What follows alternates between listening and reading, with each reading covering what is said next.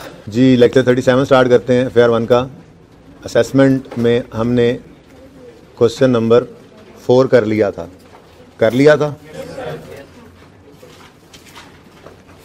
अच्छा जी,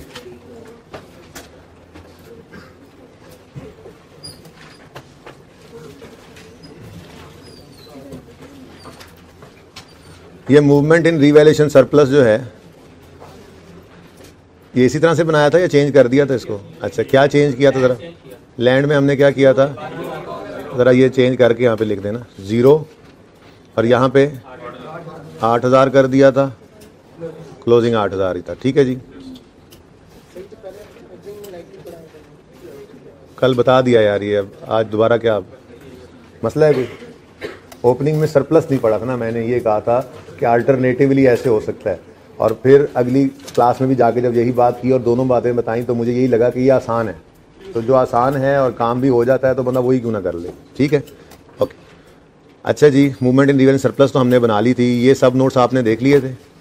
last revaluation was performed by on 30 June 20 by समझदार consultant and independent firm of valuers. 0.5 सिर्फ इस line के लिखने के थे मार्क्स। ठीक है, had there be no revaluation carrying value of land and building as on 30 June 20 would have been.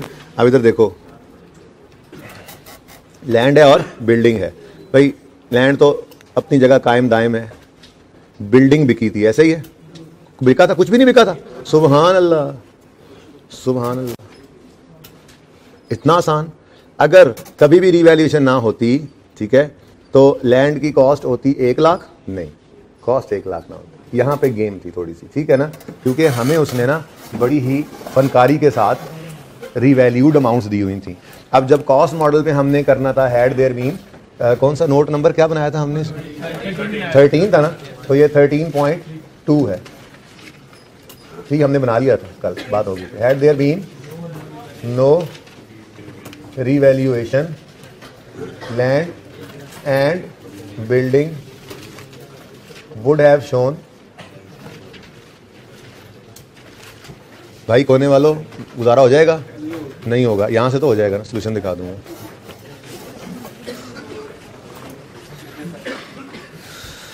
इससे आगे जाता फिर इधर वाले ब्लाइंड हो जाते हैं। ठीक है जी, 13 नोट मेन बना था, 13.1 की अंग्रेजी लिखनी थी, 13.2 में बनाने लगा हूँ आपके साथ। ठीक है जी, तो 13.2 had there been no revolution land and building would have shown. Land को अलग रख लो, बिल्डिंग को अलग रख लो।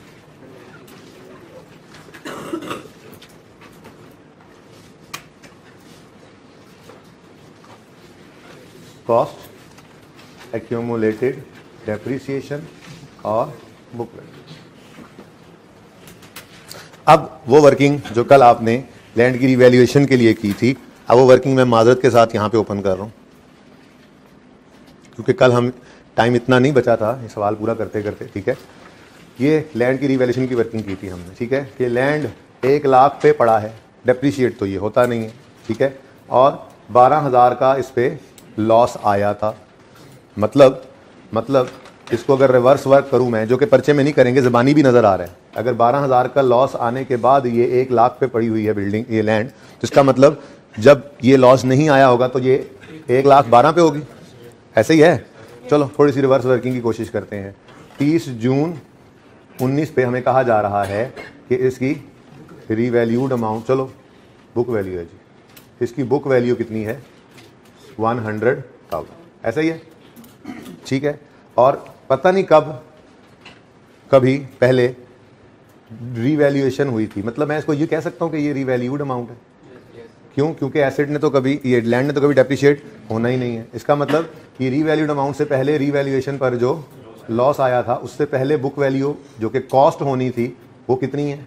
तो भाई रिवर्स वर्किंग अगर करें तो रीवैल्यूएशन लॉस सवाल में बता रहा है कि कितना है? 12,000। तो जो चीज़ रिवर्स जाना है, जो चीज़ माइनस हो रही है उसे प्लस कर दें। बैलेंसिंग फिगर क्या निकलनी थी? ठीक है,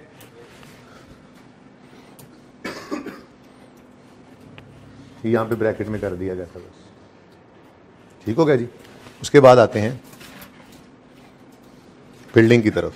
अब जो आपने सारी एक्सरसाइज की थी, ठीक है, जिस सारी एक्सरसाइज के बाद ये पता लगा था कि ये 16,000 पे पहुंचा है, हजार ट्रांसफ़र होकर, और 4 साल हमने रिमेनिंग लाइफ निकाल ली थी, याद है? तो इसका मतलब यही हुआ ना कि ये इस वक्त जो 16,000 पड़ा है, अच्छा ये ज़्यादा मुश्किल हो जाएगा। बहरहाल चलो इसको ऐसे नहीं करते, ठीक है। मैं वैसे करने लगा था कि 16,000 जो है ये 4 साल कम हो चुका है, यानी हमने इसको डिवाइड किया ना 16 पे, ये 16 है तो इसका 20 कितना होगा, तो वो 20 पे पहुंच जाना था। बहरहाल छोड़ो इस बात को, हम ज़रा उसी तरह से कर लेते हैं आसानी जिस तरह से इधर है, ठीक है।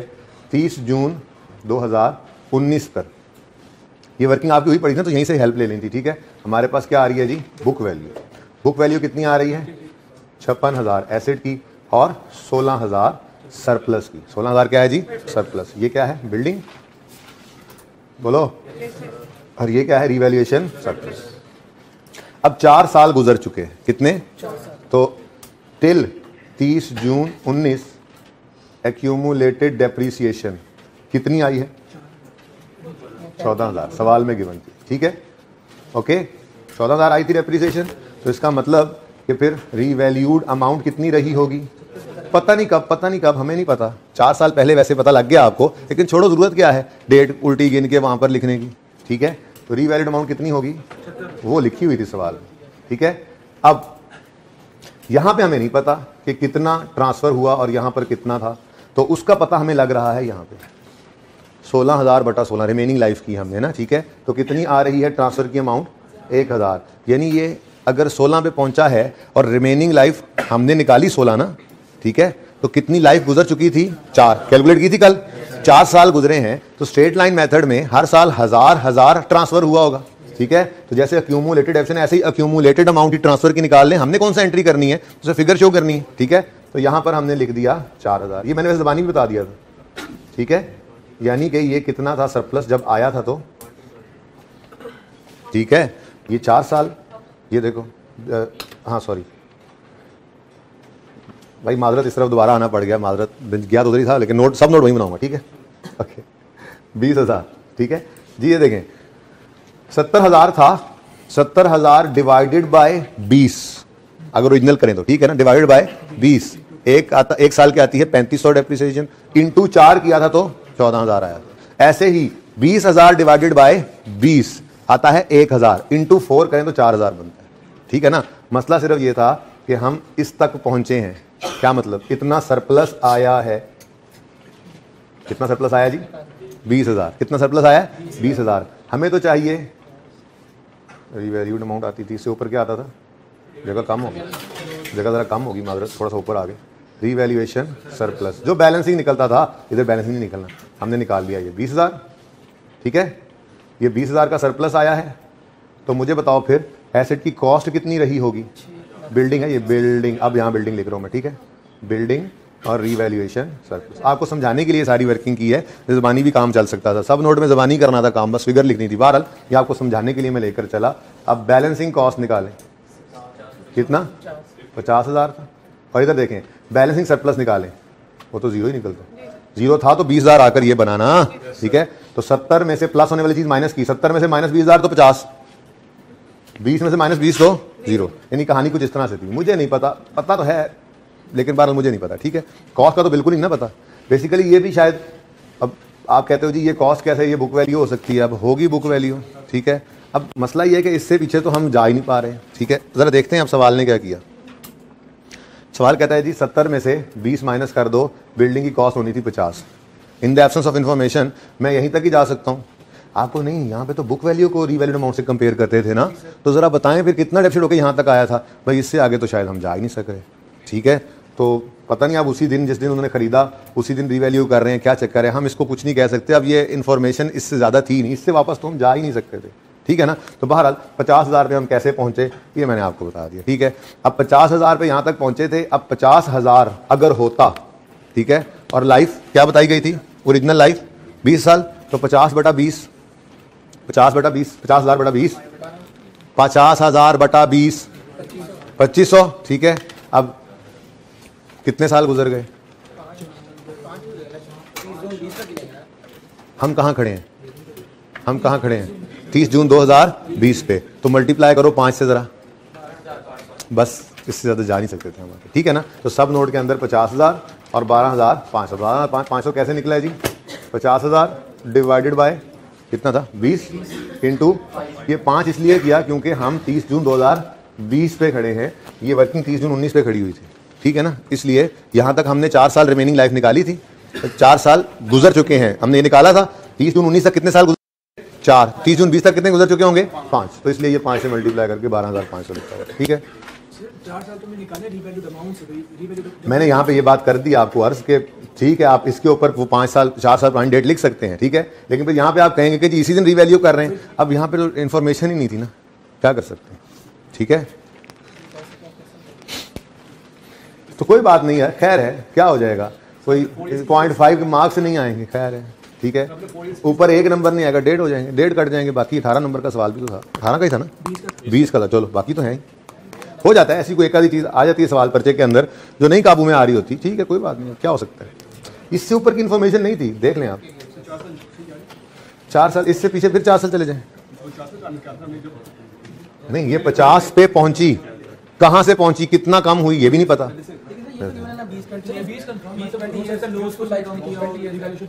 20 साल जिंदगी थी, उसने कहा ओरिजिनली, यही कह रहा है, देख लो, यूजफुल लाइफ 20 साल, अब यूजफुल लाइफ 20 साल है, हम यहां पे खड़े होकर कह रहे हैं रिमेनिंग 16 है, यानी कि 4 साल गुजर गए, तो 4 साल पहले तो यही कहानी थी, अब 4 साल पहले ये सरप्लस आया था, अब आपको आपका कहना बनता है कि ये कॉस्ट नहीं है, ये बुक वैल्यू है, लेकिन अब क्या कर सकते हैं, अब इससे ऊपर की डिटेल अवेलेबल ही नहीं है, इससे ऊपर की कोई डेप्शन दी हुई होती उस वक्त की तो हम देखते हैं, अच्छा जी ये रेट लगकर तो लाइफ इतनी, तो वो बहुत ही और तरफ बात चली जाएगी, तो यही कह रहा हूँ कि कोई बात नहीं, समझो 1.5 नंबर नहीं आता था पर्चे में, इससे आगे जा नहीं सकते हम, ठीक है। ओके जी, हयात इंडस्ट्रीज की जान छोड़ दें अब। हाँ, एक छोटी सी बात और, कुरैशी को नहीं, कुरैशी को क्या पकड़ना, कुरैशी को पकड़ने की जरूरत है कोई, नहीं हुआ था यार, ऐसे तो ना कहो यार, ये ऐसे ना कहा करो, नहीं हुआ, ये चीज़ ना दिल तोड़ देती है उस्ताद, दिल टूटना उस्ताद का अच्छी बात है, देख लो जिसने उस्ताद को सताया उसने रिक्शा चलाया,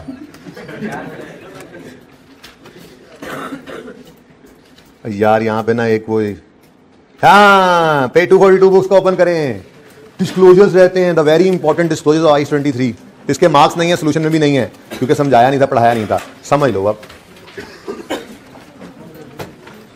ओहो सॉरी, लैंड कितना निकला है जी हमारे पास, 1,12,000, और यही इसकी बुक वैल्यू होती, ये सब नोट्स बना रहे थे ना, बिल्डिंग 50,000, 12,000 माजरत के साथ, और मजीद मैं इससे सोचूंगा, कोई लॉजिक शॉजिक बनाऊंगा आपके लिए, लेकिन फिलहाल तो मुझे ये समझ आया जी,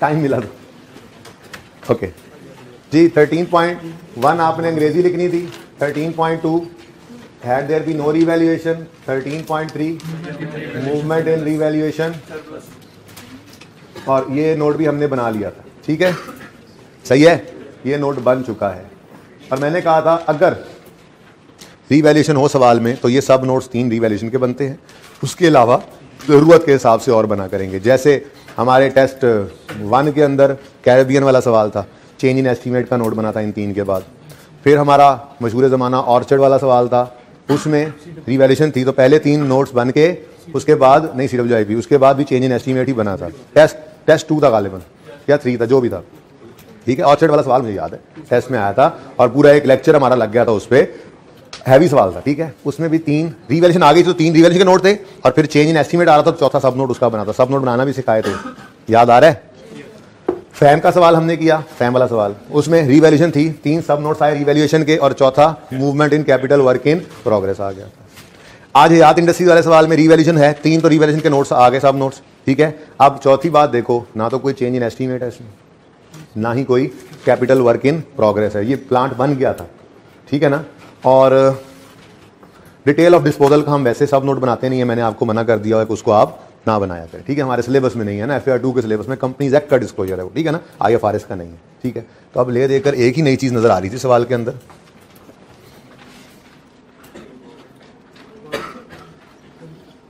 देखो देखो देखो देखो, उसका बाद में उसके डिस्प्ले पढ़ाया नहीं ना, फिलहाल एक एक करके जरा, एक एक करके, ठीक है। रीवैल्यूएशन आ गई, इस रीवैल्यूएशन के 3 सब नोट्स आ गए, डन।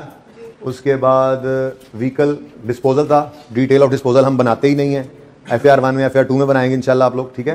तो इसका और सब नोट नहीं बनना था, रह गया प्लांट। अगर ये प्लांट कंप्लीट ना हुआ होता, जो एडिशन हुआ है, ये अगर एडिशन ना हुआ था, कंप्लीट ना होता, तो कैपिटल वर्क इन प्रोग्रेस होता। हम opening addition in CWIP transfer और क्लोजिंग वाली मूवमेंट दिखा देते, चाहे ट्रांसफर ना भी होता, ओपनिंग एडिशन ट्रांसफर 0 करके क्लोजिंग CWIP दिखाते। पर चूंकि ये कंप्लीट हो गया तो ये तो एडिशन में चला गया, तो वो नोट भी, वो सब नोट भी नहीं बना। लेकिन बोरिंग कॉस्ट इन्वॉल्व थी इस सवाल में। For the first time note के क्वेश्चन के अंदर बोरिंग कॉस्ट आया। अब बोरिंग कॉस्ट के स्टैंडर्ड ने भी कुछ डिस्क्लोजर्स रिक्वायर किए हुए हैं। ओहो, ICAP ने अपने सोल्यूशन में ये नहीं दिए थे, लेकिन हम रख लेते हैं क्योंकि देने तो होते ही हैं डिस्क्लोजर। एन एंटिटी शेल, अच्छा इतने आसान है, सवाल के अंदर ये सारा डाटा पड़ा होता है। एन एंटिटी पेज 242 भाई इधर देखो, अगर एन एंटिटी बुक का shell disclose the amount of borrowing cost capitalised during the period.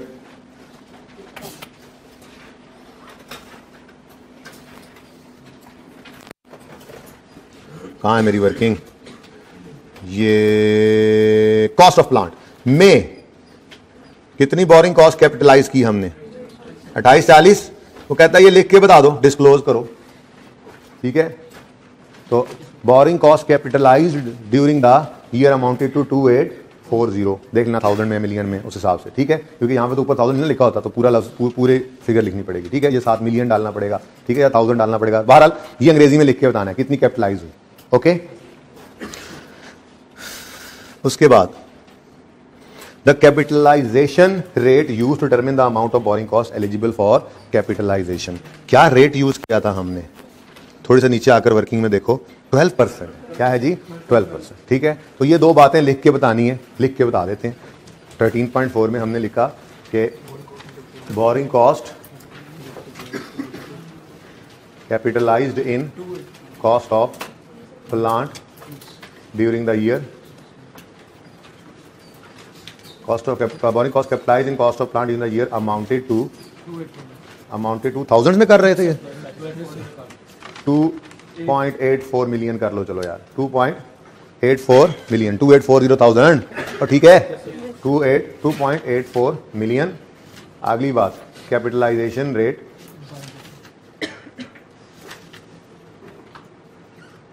was 12% per annum, ठीक है जी। ये जी IAS 23 का डिस्क्लोजर है। तो अगर कभी सवाल में, नोट के सवाल में बोरिंग कॉस्ट मिक्स कर दे तो कुछ भी नहीं करना आपने। बोरिंग कॉस्ट को ट्रीट करना आता है आपको? कल ट्रीट करना सीखा था, बोलो। वो ट्रीटमेंट में जो एडिशन आया है बोरिंग कॉस्ट का, वो बताओ कितना आया? क्योंकि देखो ना, आप अगर अपने नोट के कल वाले सोल्यूशन को ओपन करो, नोट की मेन बॉडी ओपन करो जरा सब बच्चे, तो आपको नोट की मेन बॉडी के अंदर प्लांट में एडिशन जो नजर आ रहा है वो कितना नजर आ रहा है? 102,840, ठीक है ना। अब ये जो एडिशन आपको नजर आ रहा है प्लांट का, यूजर को तो सिर्फ यही नजर आएगा। देखो आपके फाइनेंशियल स्टेटमेंट्स यूजर के पास जाते हैं, उनके अंदर वर्किंग्स नहीं होती हैं, इसीलिए तो अलग अलग देखो बाइफरकेट करके लिखते हैं, नोट और ये सब नोट, और बस वर्किंग्स जो होती हैं वो आपकी अपने पास कंप्यूटर में, आपकी एक्सेल की फाइलों में बनी होती हैं। वर्किंग्स तो यूजर के पास नहीं जाती। अब यूजर के सामने तो ये वाली बात होनी ही नहीं है। गवर्नमेंट ग्रांट के भी डिस्क्लोजर पढ़ाऊंगा ना, तो फिर उसको भी देख लेंगे, ये डिस्क्लोज ऐसे जो हुआ, ठीक है ना। तो अब यूजर को इस बात का पता ही नहीं है कि ये 102, 840 कैसे बने। ये प्लांट के अंदर हम उसे बताएंगे जी, प्लांट के अंदर हमने इस दफा 2840 की बोरिंग कॉस्ट कैपिटलाइज किया, बस, ठीक है। और रेट यूज किया हमने कैपिटलाइजेशन का 12%। क्लियर है ये बात? बस वो लिख कर दे दिया। कोई मसला मुश्किल?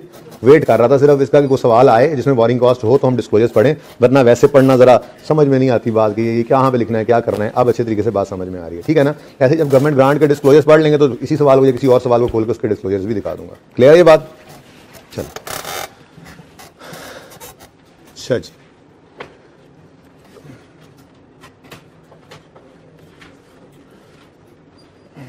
ठीक है जी। गवर्नमेंट ग्रांट भी थी, मैंने माना, लेकिन गवर्नमेंट ग्रांट का डिस्क्लोजर फिलहाल आप रहने दें, ठीक है। लेकिन आप अपने सवाल के अंदर इस सब नोट को बना लें, ठीक है। यहाँ पर मेरे सोल्यूशन में भी नहीं है, तो टीए को भी कोई भाई बता दें कि सोल्यूशन में मुझे याद करवाना है कि ऐड कर देंगे हम, ठीक है। सही है, ओके जी। जी बेटा,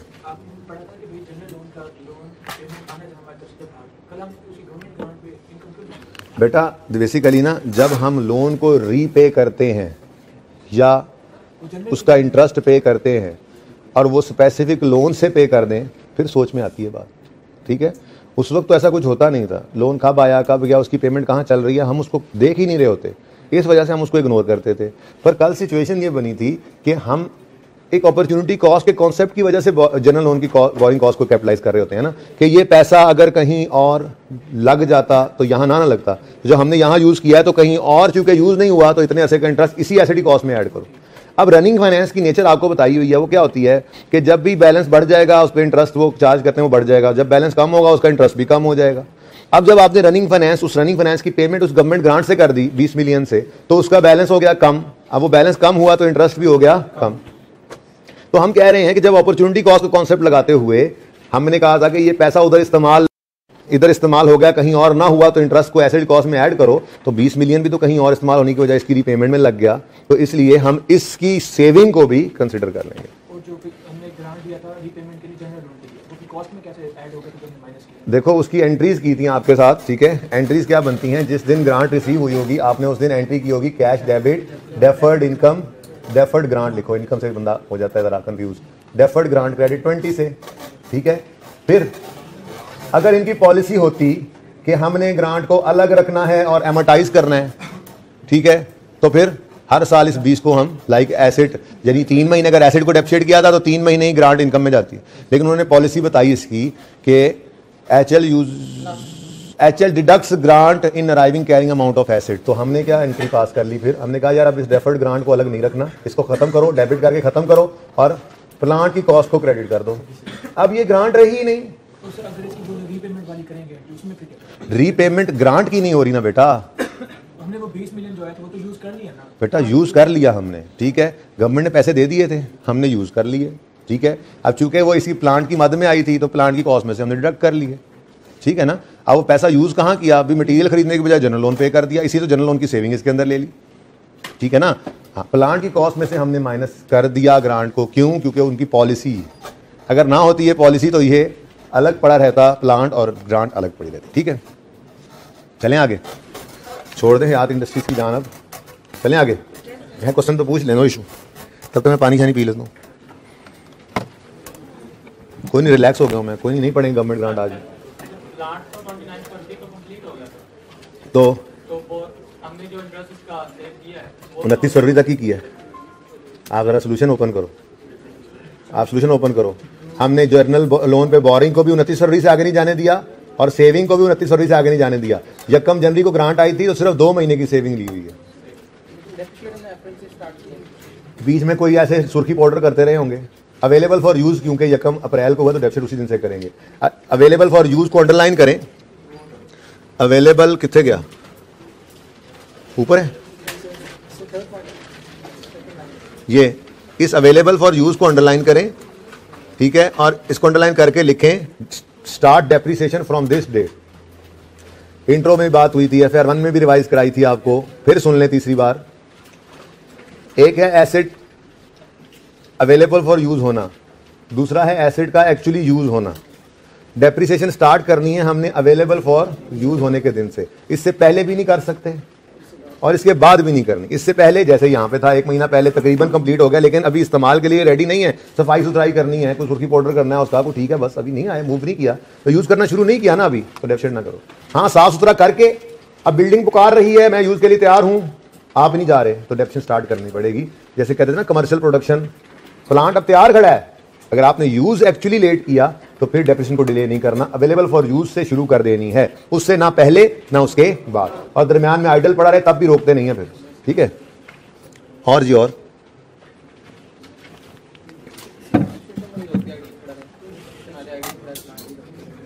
क्या कह रहे हो यार? फिलहाल तो जो बताइए बस वही है। सिचुएशन ये है कि अगर प्लांट आइडल पड़ा है किसी वजह से, टेम्परेरीली आइडल है, एक्टिव यूज से हटा दिया तो वो तो फिर रोक दोगे, डेप्रिसिएशन डिस्पोज करने की तरफ चले जाओगे। टेम्परेरीली आइडल पड़ा है बीच में तो उसकी डेप्रिसिएशन को नहीं रोकना होता। ठीक है, अल्लाह अकबर। मेरा दिल है सुपर पाइप्स करें, आप कहते हो नहीं। ये सवाल ट्राई किया था कुरैशी स्टील, कितने बच्चों ने किया ट्राई? तो बहुत कम है, मैं तो नहीं कराऊंगा ये सवाल। आधी क्लास ने ट्राई किया, जरा ऊंचे हाथ खड़े करें, मुझे नजर नहीं आ रहा। ये बाकी सब ने जो नहीं किया उन्होंने क्या किया, होमवर्क में दिए थे 3 क्वेश्चन, 1 2 3 दिए थे, 1 ट्राई किया। कितने बच्चों ने MCQs ट्राई किए, हो गए थे? इसलिए मैं नहीं करवाऊंगा, बाकियों को खुद इंश्योर करना है। पर्चे में ये कॉन्सेप्ट आ जाए ना, फिर बैठे हो ना, हमें तो समझ ही नहीं आ रही। अगर किए हुए बच्चों में से किसी का क्वेश्चन है तो वो पूछ सकते हैं, जिन्होंने सवाल किया है वो स्पेसिफिक क्वेश्चन पूछेंगे कि हमें फलां चीज़ समझ नहीं आ रही, वो बता दें। बोले जी, स्पेसिफिक इसलिए कहा कि जो बैठे हैं फनकार बीच में कहें सर MCQ 1 नहीं समझ आ रहा, ना ना ना ना, ऐसे नहीं। MCQ 1 में क्या नहीं समझ आ रहा वो बताओ, वरना उन्होंने किया ही नहीं और वो MCQ पूरा सुन लें। लेट मी देख, मैं थोड़ा सा डिस्कस कर ही देता हूँ लेकिन हल्का फुल्का। वो सवाल उनका स्पेसिफिक कोशिश करके उन्होंने बना लिया है। उकाब लिमिटेड हैड फॉलोइंग लोन्स का मतलब पहले से पढ़े, ठीक है, और आउटस्टैंडिंग रहे ड्यूरिंग होल ईयर ऑफ 18, ठीक है, हैड फॉलोइंग बैंक लोन्स, और फिर वो भी क्या थे, आउटस्टैंडिंग ड्यूरिंग द ईयर, ठीक है, पहले से थे। 9% loan, 11% loan. UL began construction of a qualifying asset and withdrew funds of 6 million on that date. On 1st August, an additional 2 million was withdrew for the same purpose. Calculate borrowing cost which can be capitalized. भाई पहली बात तो यह है कि ये decide हो गया था कि ये जनरल लोन्स हैं, क्योंकि आप कहोगे नहीं खामोश है, खामोश है, खामोश है स्पेसिफिक लेने में, खामोश नहीं है। वो कह रहा है ये लोन पहले से पड़े हैं जो पूरा साल आउटस्टैंडिंग भी रहे, ठीक है। हम जगह अप्रैल 18 को कंस्ट्रक्शन शुरू कर रहे हैं, ठीक है, ये लोन पूरा साल आउटस्टैंडिंग रहे, मतलब ये तो पहले से पड़े थे। कह भी रहा है वो कि ये लोन्स जो हैं वो फॉलोइंग बैंक लोन्स, क्या कह रहा है जी, हैड बीन आउटस्टैंडिंग, पूरा साल आउटस्टैंडिंग रहे, और ये मतलब साल का पहला दिन भी मौजूद थे, ठीक है। तो ये तो हमने स्पेसिफिक करके नहीं लिया, जनरल ही है, पहले से आ रहे थे, ये पूल हमारे पास मौजूद था लोन्स का, इसको यूज किया हमने। तो भाई ये जनरल लोन थे, और बिल्कुल कैपिटलाइजेशन रेट निकालना था। डेट ऑफ पेमेंट से 31 दिसंबर, कंस्ट्रक्शन तो नहीं पूरी होगी बीच में, बोलो, कंस्ट्रक्शन पूरी नहीं हुई अल्हम्दुलिल्लाह, काम इन प्रोग्रेस है, ठीक है ना। तो डेट ऑफ पेमेंट से 31 दिसंबर 18 तक हमने एवरेज रेट जो निकालना था उस पे कैपिटलाइजेशन रेट पे हमने इंटरेस्ट कॉस्ट निकालनी है। समझ आइए बात की। हमने क्या करना था, 9% और 11% के हिसाब से हमने, क्योंकि पूरा ईयर आउटस्टैंडिंग रहे तो यही लोन की अमाउंट आनी थी, इंटरेस्ट निकालना था, कैपिटलाइजेशन रेट आ जाना था जनरल बोरिंग का। वो कैपिटलाइजेशन रेट पकड़ना था। पहली पेमेंट 6 मिलियन की है, 1 अप्रैल को है, तो 1 अप्रैल 18 से 31 दिसंबर 18 तक हमने इंटरेस्ट निकाल लेना था एवरेज रेट के हिसाब से। कितने महीने बनते हैं, 9/12। फिर दूसरी पेमेंट जगह अगस्त को हुई 2 मिलियन की, और अगस्त सितंबर अक्टूबर नवंबर दिसंबर 5 महीनों की 5 महीनों का इंटरेस्ट जो है वो कैपिटलाइज करना था उसी एवरेज कैपिटलाइजेशन रेट पे जो हमने निकाला हुआ है, ठीक है। अब उकाब में तो जनरल लोन थे, लेकिन कबूतर में वो कह रहा है कबूतर has borrowed 24 million to finance the building of a factory. ये स्पेसिफिक लोन कह रहा है कि उसने इसीलिए ही ये लोन लिया है, तो स्पेसिफिक लोन है, ठीक है। और फिर उसने क्या किया जी, loan was drawn down and incurred on 1 January 19 and work began 1 March, और वो सारा काम बिल्कुल वैसे ही है, और इन्वेस्टमेंट भी है। Calculate borrowing cost to be capitalize, 2 number का ये MCQ था, बहरहाल जल्दी से ही हो जाना था, ठीक है। इसमें कोई मसला होना नहीं चाहिए, बेसिक सा क्वेश्चन है, जो बेसिक प्रैक्टिस क्वेश्चन जैसे किया करते थे वैसा एक आसान सा क्वेश्चन है, ठीक है। अगर कोई मसला आए तो फिर भी मैं बात कर लूँगा। अब आप कहते हैं कुरैशी स्टील भी करना है, और मैं कहता हूँ सुपर पाइप्स भी करना है, तो पहले सुपर पाइप्स करते हैं। ये ज़रा डिफरेंट है ना, कुरैशी स्टील में तो कोई नई चीज़, एक चीज़ आपको बता दिया इग्नोर करने वाली लाइन, उसके अलावा तो कोई नई चीज़ बनती नहीं थी, ठीक है जी। अच्छा, रिक्वायरमेंट पढ़ लें पहले। Prepare accounting entries for the year ended 30 June 2020। 19 number के सवाल में सिर्फ 2020 वाले साल की, 30 जून 20 वाले साल की एंट्रीज रिक्वायर्ड, ठीक है। इंपॉर्टेंट थिंग ये थी बाहर। अच्छा, हमारा ईयर 1 जून से शुरू होकर 1 जुलाई से शुरू होकर 30 जून तक होता है, ठीक है ना। अच्छा, super pipe limited is a manufacturer of, ये नजर आ रहा है सवाल, नजर नहीं आ रहा तो मैं क्या करूं, आपके पास हार्ड में तो मौजूद है।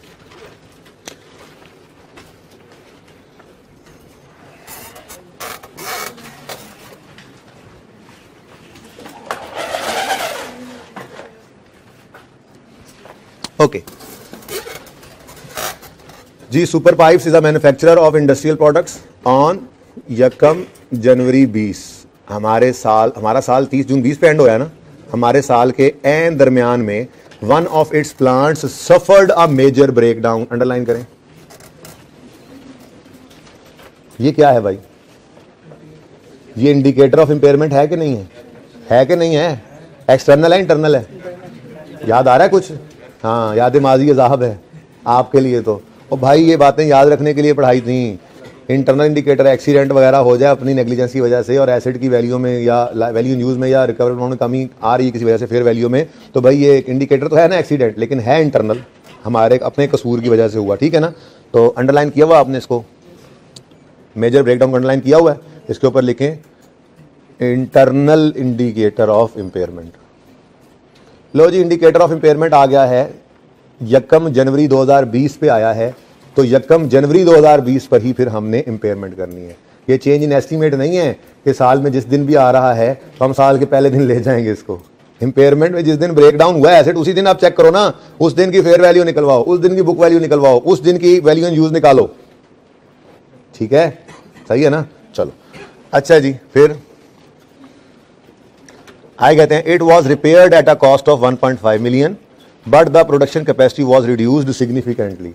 भाई रिपेयर एक्सपेंस होता है, पता है ना आपको, रिपेयर तो एक्सपेंस होता है ना, आपको नहीं जी उससे एसेट की लाइफ बढ़ गई है, वो कह रहे हैं बढ़ कहाँ गई है, उल्टा जो है एफिशिएंसी कम हो गई है। तो ऐसे किसी कंफ्यूजन में जाने की जरूरत नहीं थी, एसेट की कॉस्ट में इसको ऐड नहीं करना था, ये सिंपल एक रेवेन्यू एक्सपेंडिचर था। पहली एंट्री जो आपकी बननी थी इस सवाल में वो बननी थी repair expense debit cash credit, ठीक है।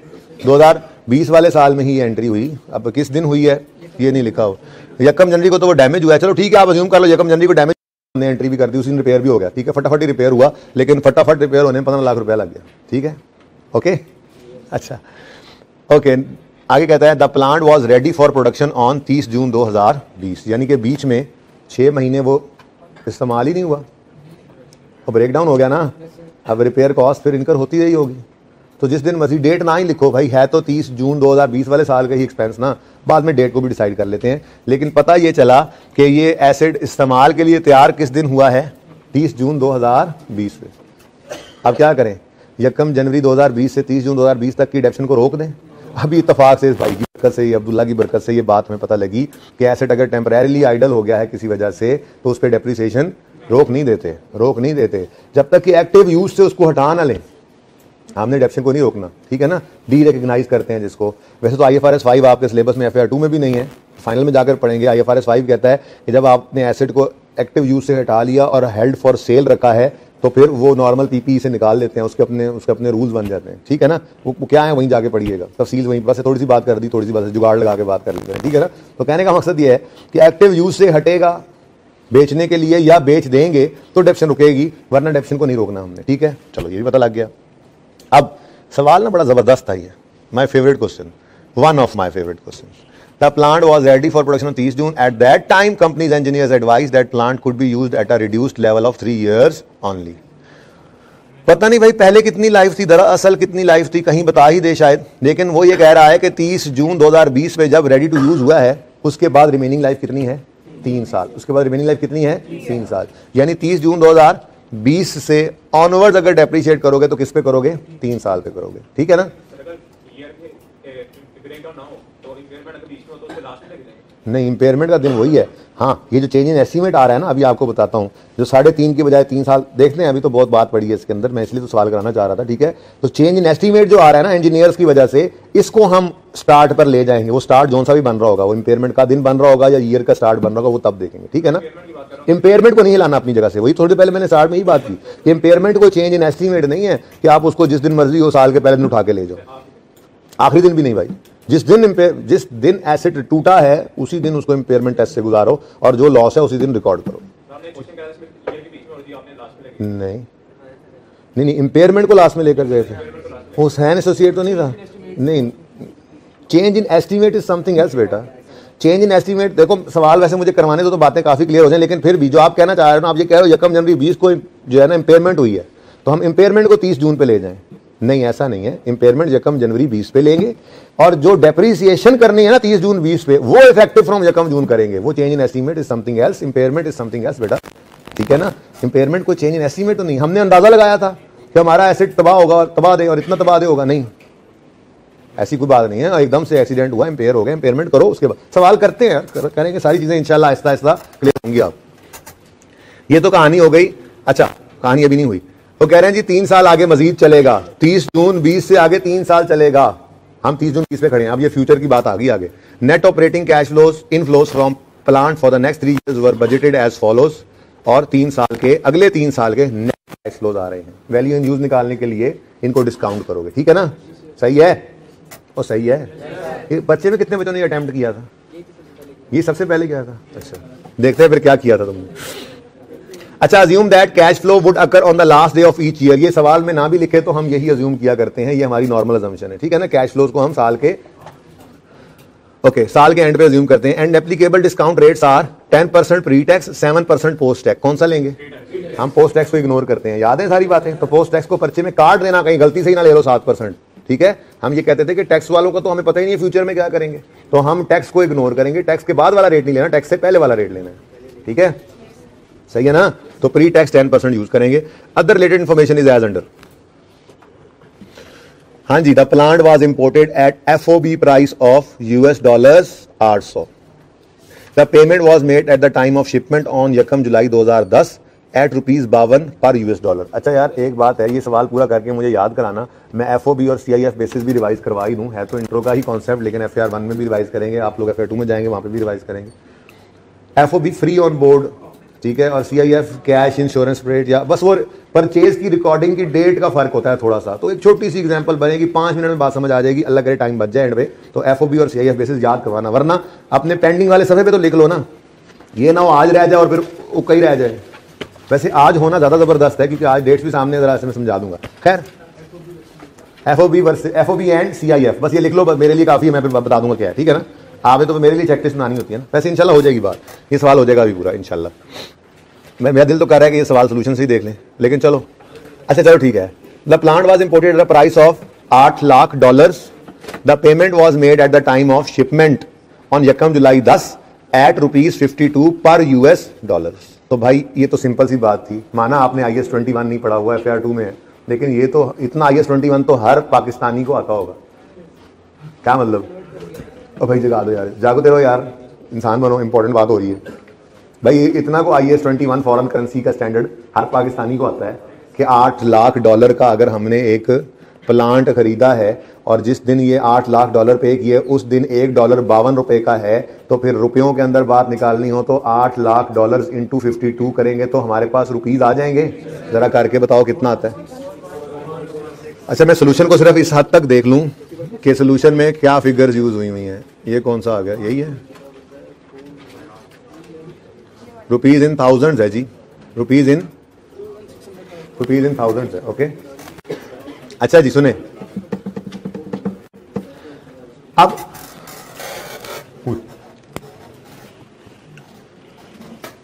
आपके पास चूंकि सवाल है, देखो ना, अब ये जरा मसला होता है,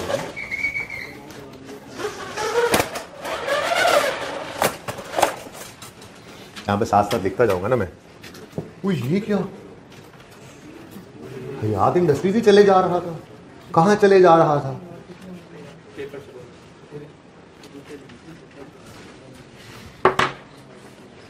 अच्छा जी, तो यहां पे मैंने लिख लिया, मैं बाद में बताऊंगा आपको FOB CIF, चलो बाद में। हाँ जी, $US कितने हैं जी? $8 लाख को रुपए में बदलना है। तो जिस दिन ये $8 लाख भेजने थे, मनी चेंजर के पास गए, हमने कहा $8 लाख दे दो, उसने कहा 54 रुपए जेब से निकालोगे एक बार तो मैं $1 दूंगा। 52 है? अच्छा 52 रुपए जेब से निकालोगे तो मैं $1 दूंगा, और अगर 8 लाख दफा 52 रुपए जेब से निकालोगे तो मैं हर दफा तुम्हें $1 दूंगा।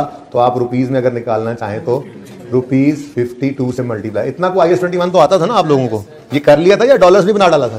किसी ने $8 लाख में ही बना दिया हो सारा कुछ वर्किंग? शाबाश, ठीक है जी। ये थोड़ा सा ट्विस्ट था, ऐसा भी तो हो सकता है। हालांकि सिलेबस में नहीं फॉरेन करेंसी का स्टैंडर्ड, लेकिन इतना आसान स्टैंडर्ड है कि ICAP सोच रहा है इसको इंट्रो में ले जाएं, ठीक है ना? तो आप खुद अंदाजा लगा लें, इतनी आसान बात है जी।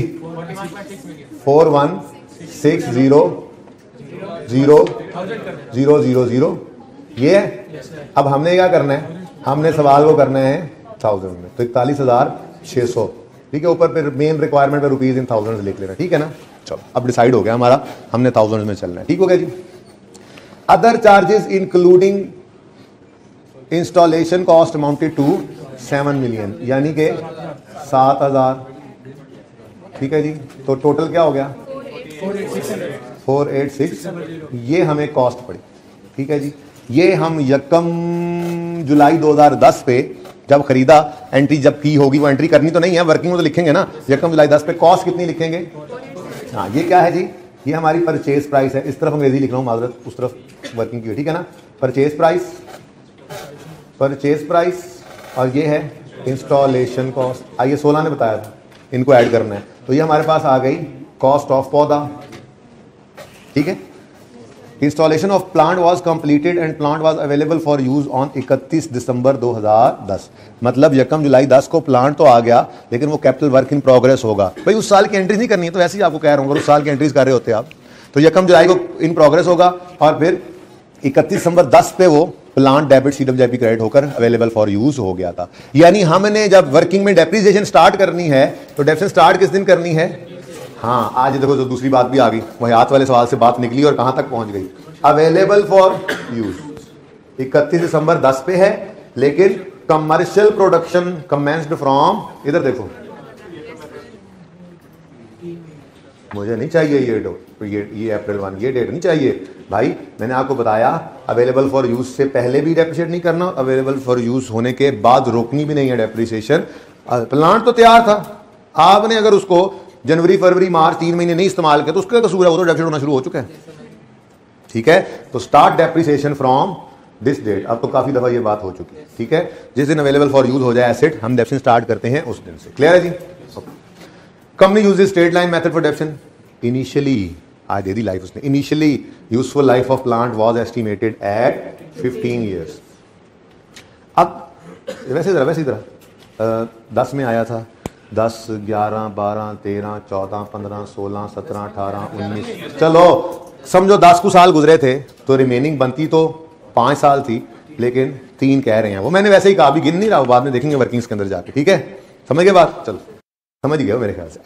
वेयर एज, और ट्विस्ट इस सवाल का ये था कि मेथड स्ट्रेट लाइन है ना, और सैल्वेज वैल्यू यानी रेसिडुअल वैल्यू भी गिवन थी, तो cost minus residual value, cost minus residual value, cost minus हर जगह करना पड़ना था, ठीक है। Okay, based on report of अल्लाह, ये भी एक मुसीबत थी। यकम जनवरी 11 कह लो, ठीक है, से ये अवेलेबल फॉर यूज हुआ, 11 में 6 महीने चला, फिर 12 में चला, 13 में चला, 14 में चला, 15 में भी 30 जून 15 तक चला, और यकम जनवरी 15 को रीवैल्यू हो गया। Based on the report of professional independent valuer, plant was revalued on July 1, 2015 at ₹45,000 में बोलेंगे हम, तो भाई इंपेयरमेंट और रीवैल्यूएशन, आइए 16 और इंपेयरमेंट मिक्स हो रहा है ना, है ठीक है ना, इंटीग्रेशन, इंटीग्रेटेड टॉपिक्स हैं। इसको ऑर्चिड वाले सवाल में भी हमने मिक्स किया था, हाँ किया था, उसी में तो किया था पहली दफ़ा, ठीक है। इस तरह से मिक्स सवाल आ सकते हैं। बाहर ये मिक्स अचार है। Based on report of independent value, ये हो गया। There was however no change in estimated useful life of plant on revaluation. क्या मतलब? इसका मतलब तो अब कई दफ़ा कह चुका है, इसका मतलब जो ओरिजिनल 15 है उसमें चेंज नहीं है, रिमेनिंग आपको निकालनी पड़ेगी, ठीक है। वही समझ आई बात? आगे कहते हैं the factory remained closed from 1 April to 30 June 2017 due to law and order. इधर देखो, हाँ जी, पर्चे में हमने इसको काट दिया कि हमें कंफ्यूज ना करें। क्यों? ओह, ये अंडरलाइन हो गया, ठीक है जी। इसको क्या करना था भाई? इग्नोर। क्या करना था? इग्नोर। क्यों? क्योंकि भाई आइडल पड़ा है तो क्या हुआ, डेफिनेशन तो नहीं रुकेगी, डेफिनेशन तो डेवो है, डेवो है नहीं रुकती। ओके, उसके बाद salvage value has not changed, ये आपके लिए आसानी थी जो एक लाइन डाली गई, ये सैल्वेज वैल्यू चेंज ही नहीं हुई जब से पहली बार एस्टिमेट किया गया था, ठीक है। Moreover it is not expected to change in future, future में भी चेंज नहीं होगी। ये आप लोगों के लिए तो ये जिंदगी आसान हो गई थी, ठीक है। तो एस्टिमेट में चेंज रेजिडुअल वैल्यू वाला आना ही नहीं है, ठीक है। जिंदगी आगे सुकून में। चलो अब वर्किंग शुरू करते हैं अल्लाह का नाम लेके। इब्तिदा है रब्बिल जलील के बाबरकत नाम से, जो दिलों के भेद खूब जानता है। तारिक अजीज साहब है जी, हमारे तो बचपन की यादें हैं, पता नहीं आप लोग इतने पुराने हैं या नहीं।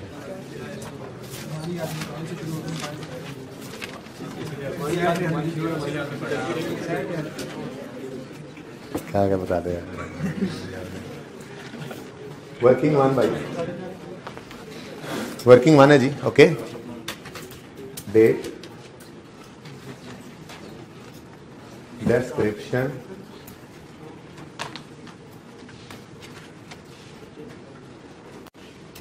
एसेट का नाम क्या है? खैर से plant. Revaluation surplus profit and loss. हाँ जी मेरे दोस्तों, अजीजों, बुजुर्गों, कितने का सवाल? ये है सवाल। किस दिन खरीदा हमने इसको? यकम जुलाई 10 पे, लेकिन उस साल इस वक्त ये CWIP बना होगा और फिर ready to use, available for use किस दिन हो गया? 31 दिसंबर 10 पे। तो हम ये वर्किंग 31 दिसंबर 10 या यकम जनवरी 11 से स्टार्ट कर लें, इजाजत है? तो यकम जनवरी 2011, कॉस्ट इसकी 4,04,000, दोबारा लिख दें जरा, 41,600 वर्किंग। अच्छा अगर वो वर्किंग आपने कर ली है, चलो फिर वर्किंग, तो फिर ये वर्किंग अब 2 ये कर लो। फिर पहले मैंने वो ओपन किया, वो कॉस्ट कैसे निकलेगी? ऐसे निकलेगी, ठीक है? तो वर्किंग 2, ठीक है, ब्रैकेट में भी कर सकते थे। कितना जी? 486600। ये यकम जनवरी 11 लिखा हुआ है जी, यकम जनवरी 1/1/1/1।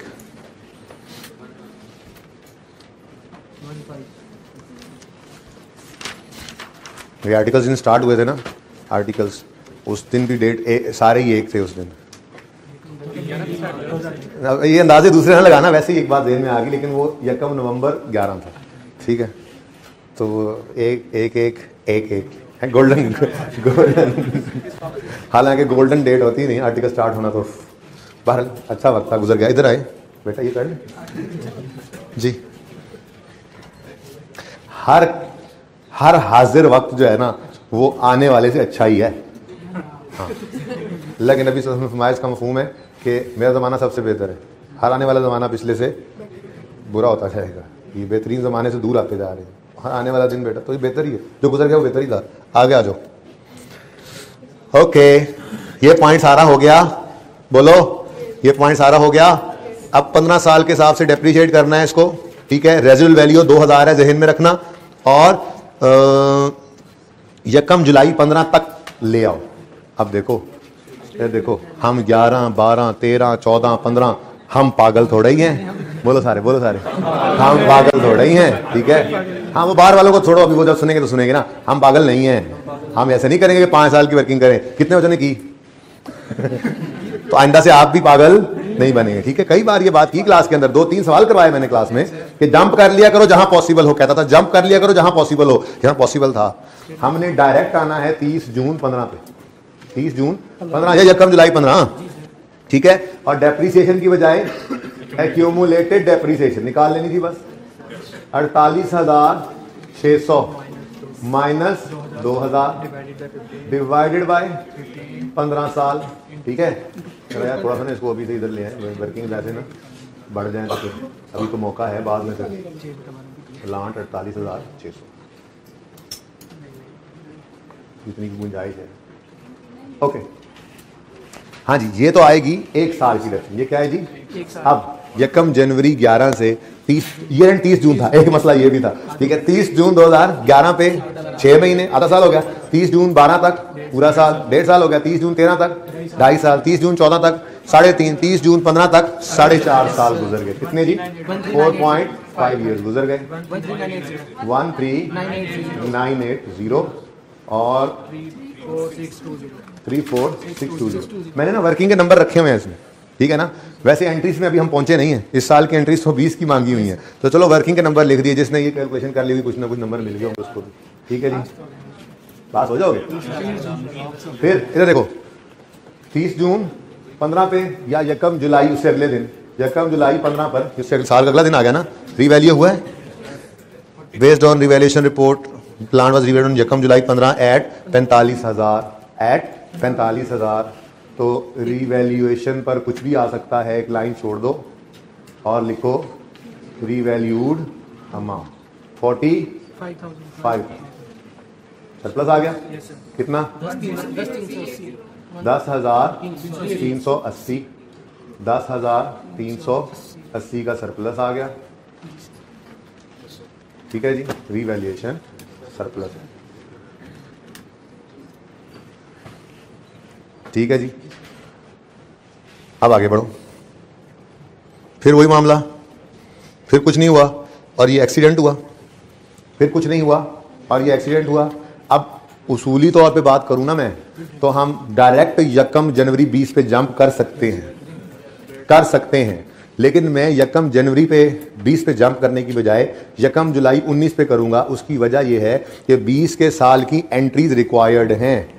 तो 20 के साल में ये 6 महीने जो री इम्पेयरमेंट से पहले की डेप्शन है उसकी एंट्री भी हमें करनी पड़नी है। तो जंप कर सकते थे हम अगर वर्किंग की हद तक ही सोचे तो, लेकिन फिर डेप्शन एक्सपेंस की एंट्री करना आप भूल सकते थे। इसलिए अब मैं अपने रेलेवेंट ईयर के स्टार्ट तक पहले जंप कर लेता हूं। बात समझे हो? ठीक है, तो हमारे रेलेवेंट ईयर का स्टार्ट क्या है? 1 जुलाई 2019। ठीक है, इसको आप अगर तकलीफ हो रही है तो आप 30 जून 19 कर लें। 30 जून 19 इसी का मतलब होगा ना 1 जुलाई 19 हमारे साल का पहला दिन या पिछले साल का आखिरी दिन। ठीक है, और इस दिन तक फिर क्या निकाल लो? एक्यूमुलेटेड। फिर जंप किया हमने, क्योंकि हम पागल नहीं हैं। थोड़ा थोड़ा किया था। अच्छा नहीं, ये कर लिया था। चलो, आधे पागल भी नहीं है, हम पूरे पागल नहीं है। ठीक है जी, देखो 15 से 19 तक फिर जंप करना था। ठीक है ना, तो 45,000 नेट डेप्रीशिएट होना है। 2,000 अल्हम्दुलिल्लाह ये सेम रहा, शुक्र है कुछ तो सेम रहा। डिवाइडेड बाय रिमेनिंग लाइफ इस दिन खड़े होकर निकालनी है। 1 जनवरी 11 से 30 जून 11 तक 6 महीने गिन तो लिए थे। फिर 30 जून 15 तक 4.5 साल गुजर गए। ओरिजिनल लाइफ कितनी थी? 15। 4.5 गए तो बाकी 10.5 साल, 10.5। ठीक हो गया, पूरा साल डेप्रिशिएट हुआ।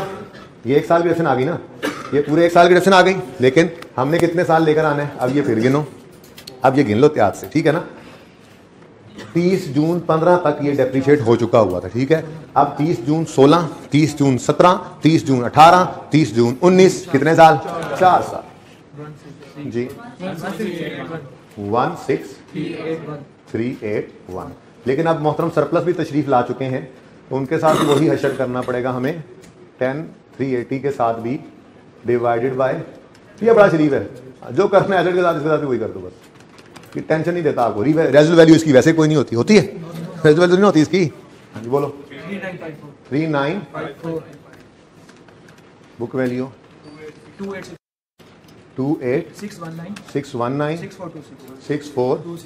Welcome to our year, welcome to our, we welcome about our all moses guests moses to our year. ले जी, हमारा साल शुरू हुआ जाता है, यहाँ से एंट्रीज होंगी, इससे पहले कुछ भी नहीं था। लेकिन ये इतनी वर्किंग करना जरूरी थी। हाँ, जहां जंप लग सकते थे लगाए। ये जंप मैंने 1 जनवरी 20 तक क्यों नहीं लगाया? ये साल की एंट्री शुरू हो गई ना, इससे ऊपर कोई नहीं एंट्रीज थी। ये मैं ब्लू सी लाइन लगा रहा हूं, ये ना आप वर्किंग को अलग समझ लेना। मैं ये बताना चाह रहा हूं कि इससे ऊपर जो हुआ सो हुआ, कोई एंट्री नहीं करनी थी उसकी। अब इससे आगे जो कुछ होना है उसकी जर्नल एंट्रीज होनी है। ठीक है, सही है, शुक्र है दोबारा रीवैल्यू नहीं हो रहा, पुरानी रीवैल्यूएशन नहीं है। शुरू करें जी। अब 31 दिसंबर 19 पर हादसा हो गया। आप कहोगे 1 जनवरी 20 पे हुआ है।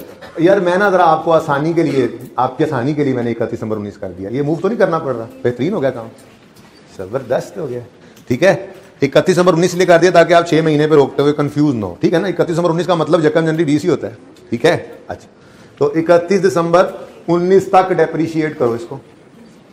ठीक है, अब डेप्रीशिएट क्या किया मैंने? एक्यूमुलेट डेप्शन नहीं आ रही, अब क्या रहा है? डेप्रीशिएशन। लेकिन ये हम लकी बड़े हैं, यही वाला आ जाना था। 45,000 वेट लाइन था ना, -2000 डिवाइडेड बाय 10.5 ईयर्स इंटू 6/12 कर लेना था। ठीक है जी, आंसर बताएं। 48। ये पहली एंट्री होगी हमारी इस साल की। हाँ, एक एंट्री और भी है जो इस वर्किंग से छुपी हुई है, नजर नहीं आ रही। रिपेयर की एंट्री पहले ही बता चुका हूं, वो एंट्री करना नहीं भूलनी। अभी वहां पे एंट्रीज करते हैं ना, पहले मैं वही करूंगा। ठीक है, उसके बाद we are very lucky, we will use that same formula because of straight line method, lucky method. 10.5 लिखा है मैंने, 10.5। जिनको नजर नहीं आ रहा, समझ नहीं आ रहा, सुन लें, 10.5 ईयर्स लिखा हुआ है। मुझे तसल्ली होनी ना, बाद में भी वो असल में मसला है ना, ऑनलाइन वाले ना 2x पे सुन रहे होते, उनको बताई हुई बात भी समझ नहीं आती। कल बात की थी उनके साथ ऐसे। ओके, बस ठीक है जी। Divide into 6/12 494। अब इस दिन इम्पेयरमेंट टेस्ट लगाना है ना, तो इसलिए इस दिन एक दफा बुक वैल्यू निकाल लें, कोई मसला तो नहीं है ना।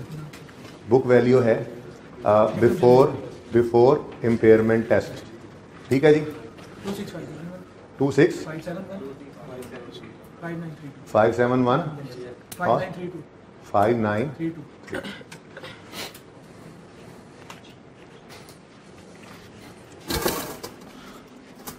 जा सही रहे हैं।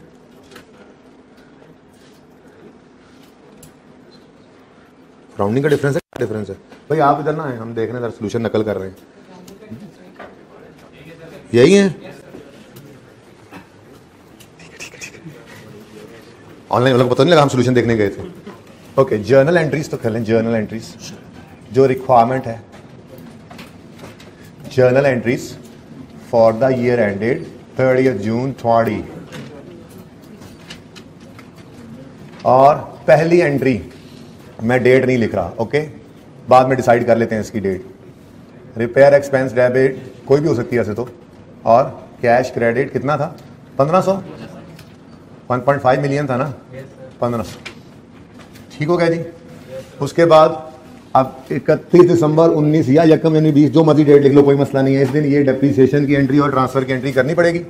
31 दिसंबर ही लिख लेते हैं। 31 दिसंबर 19 depreciation debit, accumulated depreciation credit 2048। ये अब नंबर मिल रहे हैं, रिक्वायरमेंट जो ये थी। ठीक है। और इसी दिन चूंकि सरप्लस नजर आ रहा है और बचपन से एक बात पड़ी हुई है, सरप्लस वाले साल में डेप्रीसिएशन की 2 एंट्रीज होती हैं। 494 से रीवैल्यूएशन सरप्लस डेबिट। अब चूंकि ये रिक्वायरमेंट है इसलिए RS सारी मत लिखना प्लीज, पर्चा मेरा तो पास है, मैं तो लिख लूँ। आपने पूरा रीवैल्यूएशन सरप्लस और पूरा रीटेन्ड अर्निंग्स डेप शर्म कर, कुछ शर्म कर जी। 494 भाई अभी से आदत बना लो, होमवर्क के अंदर कम से कम बैठ के ना सवालों में ऐसे ही किया करो, पूरा नाम लिखा करो जब रिक्वायरमेंट। वर्किंग में जो मर्जी करो, वर्किंग में डेप्शन की बजाय डेप की बजाय डी लिख दो, कोई मसला नहीं, लिखो कुछ ना, लेकिन इतना कुछ लिख लो कि कम से कम तुम्हें समझ आता है कि हो क्या रहा है। बाद में इस वर्किंग को यूज भी तो करना होता है। सही हो गया जी, यहां तक मामला हल हो गया। अब आपको मैंने ऑर्चर्ड वाले सवाल में ही इंपेयरमेंट को इस वर्किंग में एडजस्ट करना सिखाया था, कुछ याद हो आपको? ठीक है। और फिर अगला सवाल जब रिवैल्यूएशन के साथ इंपेयरमेंट वाला किया था तो उसमें भी वही काम अप्लाई किया था कि एक लाइन खाली छोड़कर हमने रिवाइज्ड बुक वैल्यू लिखने को सोचना है पहले। अगर तो हमारी इंपेयरमेंट टेस्ट लगाते थे ना तो दो चीजें कंपेयर करते हैं, बुक वैल्यू को रिकवरेबल अमाउंट से। अगर तुम्हारी रिकवरेबल अमाउंट इससे ज्यादा है, there is no impairment loss, तो हम यहां पे लिखते हैं 0 और यही बुक वैल्यू रह जाती, रिवाइज्ड भी ना लिखते, बस बुक वैल्यू रहती। ठीक है। लेकिन अगर हमारी रिकवरेबल अमाउंट इससे आ जाती है कम, तो हमें एसेट को लाना है उस पे, तो फिर हम रिवाइज बुक वैल्यू को यानी रिकवरेबल अमाउंट को लिखेंगे इधर बटे से नीचे और दरमियान में लॉस को निकाल कर शो कर देंगे। अब क्योंकि रिवैल्यूड एसेट है तो पहले वो देखेगा सरप्लस तो नहीं पड़ा, अगर पड़ा होगा तो पहले उसको खा जाएगा और बाकी का अगर लॉस बच जाए तो प्रॉफिट एंड लॉस में चला जाएगा, अगर कुछ ना बचे लॉस के पल्ले तो सरप्लस ही बच जाएगा। यही करते थे। अब ये करने लगे हैं हम 31 दिसंबर 19 पर। इधर देखो, मैंने ना यहाँ पर जगह छोड़ दी रिवाइज लिखने की और सिर्फ बुक वैल्यू लिखा है। ठीक है। क्यों? हो सकता है इंपेयरमेंट टेस्ट लगे और रिकवरेबल अमाउंट जो है वो 26 से ज्यादा हो, 26 से ज्यादा हो, तो फिर मैं यहाँ पर बुक वैल्यू लिखकर रह दूंगा। ठीक है ना, रिवाइज नहीं लिखूंगा। और अगर मैं रिकवरेबल अमाउंट कैलकुलेट करता हूँ, ये रिवीजन हो रही है उसी बात की, रिकवरेबल अमाउंट कैलकुलेट करता हूँ और वो आ जाती है इससे कम, फिर मैं यहाँ पे लिखूंगा रिवाइज्ड बुक वैल्यू, ब्रैकेट में RA भी लिख दूंगा, रिकवरेबल अमाउंट है मेरी अब ये। ठीक है ना, तो फिर हम वो लिख लेंगे और लॉस निकाल लेंगे। ठीक है। अब ये बुक वैल्यू क्या होनी है, इसके लिए वर्किंग करना पड़ेगी हमें एक और। ठीक है। तो वर्किंग 1, वर्किंग 2, वो वर्किंग 2 में वो उधर चली गई थी, तो वर्किंग 3 फिर यहाँ कर लेते हैं। इंपेयरमेंट टेस्ट लगाना है जी, और मैं तो कहता हूँ बुक वैल्यू निकली पड़ी है, दोबारा क्या लिखनी, डायरेक्ट ही क्या कर दो, रिकवरेबल अमाउंट निकाल लो। क्या करो जी, रिकवरेबल अमाउंट निकाल लो। क्या होती है वो, is higher of number 1 fair value less cost to sell, number 2 value in use.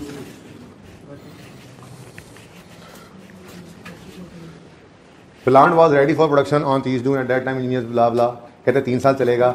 Value in use के लिए तो ये कैश फ्लो यूज कर लेंगे और ये 10% का प्री टैक्स रेट यूज कर लेंगे। 31 दिसंबर 19 या यकम जनवरी 20 पे फेयर वैल्यू क्या होगी, जिस पे शक सा पड़ रहा है मुझे, Salvage value has not changed since it was first estimated at the time of purchase. Moreover, it is not expected to change in future. अच्छा जी, जो salvage value होती है, वैसे तो ये एक एस्टिमेटेड फिगर है जो हम स्टार्ट ऑफ लाइफ पे एस्टिमेट लगाते हैं और सिर्फ डेप्रिसिएशन के लिए यूज़ कर लेते हैं, ठीक है ना। अब इसको हम कंफ्यूज कर लें इससे कि जी अगर आज बेचें तो यही फेयर वैल्यू होगी, तो मेरे ख्याल में हो भी सकता है, नहीं भी हो सकता, लेकिन रेसिडुअल वैल्यू का मतलब यही होता है, एक एस्टिमेटेड फिगर है जो स्टार्ट पे हमने लगाई थी, एस्टिमेट लगाया था कि एंड पे ये मिलेंगे और डेप्रिसिएशन के लिए उसको यूज़ कर लेते हैं। और मैंने कहा था ये बिल्कुल डिफरेंट होता है सेल प्रोसीड से, डिस्पोजल में सिखाया था, ठीक है ना। तो भाई वैल्यू इन यूज की कैलकुलेशन सिर्फ देख लो, सिर्फ कैश फ्लोज को लेना है, फ्यूचर कैश फ्लोज को 9 into 1.1 raise to power -1 plus 7 into 1.1 raise to power -2 plus 5 into, simple discounting करनी पड़ेगी ना, ठीक है, इंटू 1.1 रेज टू पावर -3, यहीं पे आंसर निकाल लें। क्या कैश फ्लोज 30 जून 2020 से पाएंगे ना सारे, कैश फ्लोज 30 जून 2020 पे सब लगाएंगे हम। चंदा मसला ये है ना कि एसेट इस्तेमाल होना ही नहीं है इन 6 महीने में, ठीक है, तो हम मजबूरन अब क्या करेंगे, जिस दिन इस्तेमाल होना शुरू होना है उसकी वैल्यू इन यूज उसी दिन की लेंगे, ठीक है। देख लो यहाँ पे, बस देख लो यहाँ से अब आंसर, वैल्यू इन यूज लिया गया है। लेना चाहिए या नहीं लेना चाहिए? अगर ये लाइन सवाल में ना लिखी होती ना एंड पे कि इट हैज़ नॉट चेंज्ड, किसी वक्त भी चेंज नहीं हुई, तो फिर हम इसको ना लेते, फिर हम क्या कहते, यार स्टार्ट पे एक एस्टीमेट लिया था, उस एस्टीमेट में हो सकता है चेंज आ जाए, हो सकता है कुछ ना मिले, हो सकता है डैमेज हो जाए, तो आज कैसे कह सकते हैं कि वही फेयर वैल्यू है, वो तो लाइफ के स्टार्ट पे थी। आपको मैंने कहा था कि सबसे इंपॉर्टेंट लाइन आपके लिए क्या है, वो जो आखिरी लाइन जो आपके लिए एक क्या कहते हैं ना लाइफ सेविंग लाइन थी, क्या कि इस सैलवेज वैल्यू ने जो हमने एस्टीमेट कर दी इसने चेंज होना ही नहीं, जो मर्जी होता रहे, पहले दिन भी यही थी, डैमेज के दिन भी यही थी, रिवैल्यूएशन के दिन भी यही थी, कभी बदलना है ही नहीं इसने। जब ये लाइन लिख दी तो इसका मतलब ये है कि जिस दिन डैमेज हुआ रेज़ वैल्यू तब भी इतनी है, ठीक है, जिस दिन इंपेयरमेंट टेस्ट से गुजार रहे हैं ये वैल्यू तब भी। अब इस लाइन की मौजूदगी में हम ये कह सकते हैं कि ये फेयर वैल्यू होगी 31 दिसंबर 19 की अगर हम बेचने जाएं तो, ठीक है, सही है। तो सैलवेज वैल्यू 2000, इसको कितने साल वापस बुलाओगे, कितने साल, 3 साल, ठीक है। फिर 2023 वाले को भी 3 साल, 2022 वाले को 2 साल और 2021 वाले को 1 साल वापस लाओगे तो आपकी प्रेजेंट वैल्यू आ जाएगी 19,226। मैंने यही कहा, अभी भी कह रहा हूं कि रेज़ुअल वैल्यू इज एन एस्टीमेट, ठीक है, रेज़ुअल वैल्यू इज एन एस्टीमेट, लेकिन मैं साथ ही ये कह रहा हूं, ये लाइन जो आपको मैंने कहा था सबसे इंपॉर्टेंट आपके लिए है, salvage value has not changed since it was first estimated at the time of purchase, moreover it is not expected to change in future. अब ऐसा होता नहीं है एसेट, लेकिन एक लाइन लिख के उसने हमारी जान छुड़ा दी ना, वरना उसको इस दिन की फेयर वैल्यू देनी पड़ती। अब वो क्या कह रहा है, पता नेचर ही ऐसी है कि जिस दिन एस्टीमेट किया था 2000 वो हमेशा से 2000 ही चला आ रहा है और फ्यूचर में भी नहीं बदलने वाला 2000। अब ये जो उसने कहा ना फ्यूचर में भी नहीं बदलने वाला 2000, इसका मतलब लाइफ के एंड पे जाके भी इसकी रेज़ुअल वैल्यू जो है वो 2000 ही होगी। तो ये रेज़ुअल वैल्यू तो लेनी ही लेनी थी, ये सेल प्रोसीड्स तो लेनी ही लेनी थी। अब क्वेश्चन इज क्या इसको फेयर वैल्यू के अंदर लें या ना लें, बोलो, फेयर वैल्यू के अंदर लें या ना लें, क्वेश्चन तो ये है, बात समझ रहे हो, ठीक है। तो भाई वैल्यू इन यूज निकालते हुए तो हमें सिर्फ फ्यूचर के कैश फ्लोज लेने थे यार, वो वर्किंग कर ली है वैसे, लेकिन चलो जल्दी बता दो कितना है, जल्दी जल्दी बताओ कितना cash flow, 9 into 1.1 raise to power -1 plus 7 into 1.1 raise to power -2 plus 5 into 1.1 raise to power -, plus अब रेजिडुअल वैल्यू लाइफ के एंड पे मिलेगी या नहीं मिलेगी, क्वेश्चन ये है, रेजिडुअल वैल्यू लाइफ के एंड पे मिलेगी या नहीं मिलेगी। वो कह रहा है भाई सारी लाइफ में यही रहना है, तो फिर वही रेज़ुअल वैल्यू है, सैलवेज वैल्यू है, हमेशा ही लेंगे हम, कितना जी, 2 इंटू 1.1 रेज़ टू पावर -3। तो वैल्यू इन यूज तो निकालो ना, कितनी आ गई, 1922, ठीक है, मिलियंस में आंसर निकाल के 1000 कर लो ना, इंटू 1000 कर देना, ठीक है। अच्छा अब अगली बार मैं ये पूछ रहा था, क्या fair value less cost to sell हम ये 2000 ले सकते हैं, भाई कंफ्यूजिंग पॉइंट है ना, ठीक है। रेज़ुअल वैल्यू तो सारी जिंदगी यही रहनी है, जब सारी जिंदगी यही रहनी है तो हमने इसको वैल्यू इन यूज के अंदर ले लिया कि तीसरे साल के एंड पे हमें 5 मिलियन भी मिलेगा, 2 मिलियन भी मिलेगा। अब आज क्या करें, आज भी कर लें या ना लें, आज इफेक्ट करना उससे कभी चेंज नहीं होगी, उसूली तौर पे तो ले लेनी चाहिए थी, ठीक है, लेकिन फिर क्या इफेक्ट तो फिर भी इसका नहीं आना, क्योंकि इफेक्ट फिर भी आना है, इफेक्ट फिर भी आना है, ठीक है। वैल्यू इन यूज हायर को लेते हैं, ये तो आ रहा है, कितना आ रहा है, अच्छा अच्छा हाँ मैं 20,000 ले रहा था, ठीक है। अच्छा अगर आप लेते हैं तो फर्क नहीं पड़ता, लेकिन एक डिसाइड तो कर लेना, एक उसूल तो डिसाइड कर ले, क्या fair value less cost to sell ले लेनी चाहिए, क्या आज हम बेचने जाएंगे तो इसकी फेयर वैल्यू भी यही होगी, बोलो क्यों, वो कह रहा है कि जब भी हमने इसको बेचना है इसने इतने का ही बिकना है। क्या ये बात है? ये बात ऐसी नहीं है। असल में कहानी डिफरेंट है। कहानी ये है, हमने यकम जनवरी, कब जनवरी या जुलाई कब खरीदा था?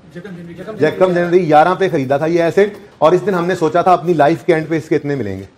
इसका लाइफ का एंड पता नहीं वो कब जाके हो रहा है, पता नहीं कब जाके हो रहा है। ये 2000 उस दिन का एस्टिमेट है, बात समझे हो?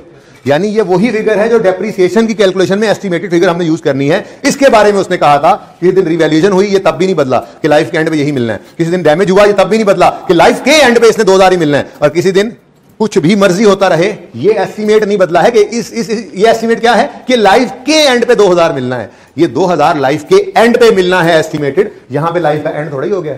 We are conducting this test as on, बताओ जरा, 31 दिसंबर 19, और अभी भी वो कह रहे हैं 3 साल बाकी हैं। तो ये 2003 साल के एंड पे आएगा, उसमें जरूर आएगा। रेजिडुअल वैल्यू है लाइफ के एंड पर, ठीक है ना? आज में, ठीक है, आज हम इसको नहीं ले सकते, ठीक है। रेजिडुअल वैल्यू मींस लाइफ के एंड पे 2000 मिलेगा। आप जब मर्जी खड़े होकर एस्टिमेट लगाओगे ना, उस दिन की वैल्यू नहीं है भाई ये। क्या ये यकम जनवरी 11 की वैल्यू है? बताओ, क्या यकम जनवरी 11 की वैल्यू है? नहीं। अच्छा, रिवैल्यूएशन किस दिन हुई थी? रिवैल्यूएशन यकम जुलाई 15। क्या ये इस दिन की वैल्यू है? इस दिन ये मिलेगा? बोलो बोलो बोलो। नहीं, किधर मिलना है? लाइफ के, पता नहीं वो एंड कब है, बहुत दूर में डेट नहीं लिखी, ठीक है। क्या ये यकम जनवरी किस दिन डैमेज हुआ है? 20। क्या ये इस दिन की वैल्यू है? नहीं भाई नहीं, ये वैल्यू है एंड पर इतना मिलेगा। किस दिन मिलेगा? एंड पर। ये इस दिन की वैल्यू नहीं है, ये इस दिन की फेयर वैल्यू। इस दिन ऐसे फेयर वैल्यू ये है 2000, इस दिन तो फेयर वैल्यू 48,000 कुछ है। आज खरीद के लाओ, कह रहे 2000 इसकी वैल्यू है। नहीं, अब बात समझो, पॉइंट ग्रैब किया है। 2000 इस दिन की वैल्यू नहीं है। जिस दिन रेजिडुअल वैल्यू, सॉरी, जिस दिन रिवैल्यूएशन की, क्या उस दिन की मार्केट वैल्यू है? नहीं, उस दिन की मार्केट वैल्यू तो पता नहीं कितनी, 5 मिलियन कितनी थी, कितनी थी? 45,000 थी उस दिन। आप 2000 तो नहीं कह सकते। ऐसे ही इस दिन की भी ये फेयर वैल्यू नहीं है। वो ये कह रहा है लाइफ के एंड पर ये 2000 मिलेगा। और यहां पर जो हमने बात की है ना, ये लाइफ के एंड को ही देख रहे हैं। आज हम खड़े हैं 31 दिसंबर या 30 जून, जहां पे भी, उससे कह रहे हैं 3 साल इसने चलना है, तीसरे साल के एंड पे इसने हो जाना है खत्म, लाइफ हो जाएगी खत्म। उस दिन ये 2000 मिलेगा, बिल्कुल मिलेगा, ठीक है। तो fair value less cost to sell सवाल में गिवन ही नहीं थी, ठीक है। जब गिवन ही नहीं थी तो फिर दोनों में से हायर क्या है ही एक। 2000 तो मिलना ही है ना, उसकी प्रेजेंट वैल्यू कंसीडर कर लेते हैं फिर। तो की तो है बेटा, नहीं, इसमें वैल्यू यूज में की है। हाँ, ये कर सकते फेयर वैल्यू लेस कॉस्ट। और बेटा फेयर वैल्यू का मतलब होता है 31 दिसंबर 19 की वैल्यू। 31 दिसंबर पे एसेट की लाइफ का एंड नहीं है भाई। आज एसेट की लाइफ का एंड नहीं है। कैसे आप लाइफ के एंड वाली वैल्यू को आज की वैल्यू कह सकते हो? ये फेयर वैल्यू नहीं है बेटा। तुम प्रेजेंट वैल्यू पर लेकर आ रहे हो किसको? जो 3 साल बाद मिलना है उसको। ये फेयर वैल्यू आज की वैल्यू नहीं है। हम 2 साल 3 साल बाद वाली फिगर को आज ले तो आए हैं, वैल्यू इन यूज में तो उसको ले लिया है। 3 साल बाद तो ये मिलने हैं, तुम कह रहे हो आज भी यही मिलने। कर लो कमाई यार, तुम्हें आज भी यही मिलने एसेट के, मुझे 3 साल बाद ही मिलने, तो फिर तुमने क्या कमाल किया? लगा के उसको ले आते हैं, जिस तरह 2 × 1.1 किया ना भाई, आ गया ना। सिर्फ एक स्टेप में कह रहा फेयर वैल्यू लेस। ओ भाई फेयर वैल्यू है ही नहीं ये, समझो मेरी बात। ये 31 दिसंबर 19 की फेयर वैल्यू है। अच्छा, ये जो 2 मिलना है 3 साल बाद, इसको आज लेकर आए हो तो क्या ये आज की फेयर वैल्यू है इसकी? नहीं भाई, ये बात समझो ना। ये 3 साल बाद का 2 मिलियन है, जिसकी आज 3 साल बाद वाले 2 मिलियन की आज की वैल्यू ये है।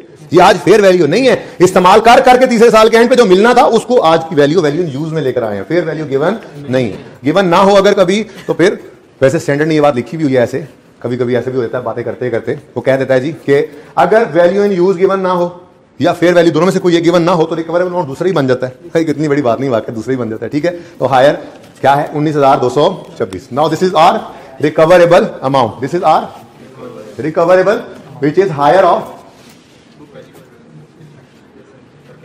ठहर जा मैंने लिखने दे रहा, 19,226 जरा ऐसे हो जाए ना। हम कहते थे जी इन दोनों में से हायर रिकवरेबल अमाउंट होती है, ऐसे ही है, ये आंसर आ गया। ऐसे बनाया था ना। हाँ भाई बोलो, कैश फ्लो वाले। यार देखो, इसको 6 माह पीछे हम नहीं लेकर जा रहे। मसला ये है कि 6 महीने एसेट में इस्तेमाल नहीं होना, ठीक है ना। तो कैश फ्लो आने किस दिन से शुरू होने हैं? 30 जून 20 के बाद से। तो यूज होना ही उस दिन से शुरू होगा, तो उस दिन पे वैल्यू ले आए, ठीक है। अब भाई साहब ये कह रहे हैं कि हम यहां पर 30 जून पर सबको ले आए, क्या एक स्टेप पीछे ले जाएं? अब भाई बहस तो हो सकती है इसके ऊपर भी, लेकिन अब इतना टाइम नहीं कि इस पर बहस शुरू कर दें। तो भाई फिलहाल 30 जून के ऊपर ही आप एसेट ने जब यूज होना शुरू होना है ना, उस दिन वैल्यू यूज उस दिन निकलेगी ना, वही रिकवरेबल अमाउंट उस दिन निकालो। बीच में जो जितना अरसा बंद रहा उतना अरसे जो है वो हम उसको पुराने कोई डेप्रिशिएट करके ले आएंगे। देखते हैं 12 जी बोलो बुक वैल्यू कितनी है?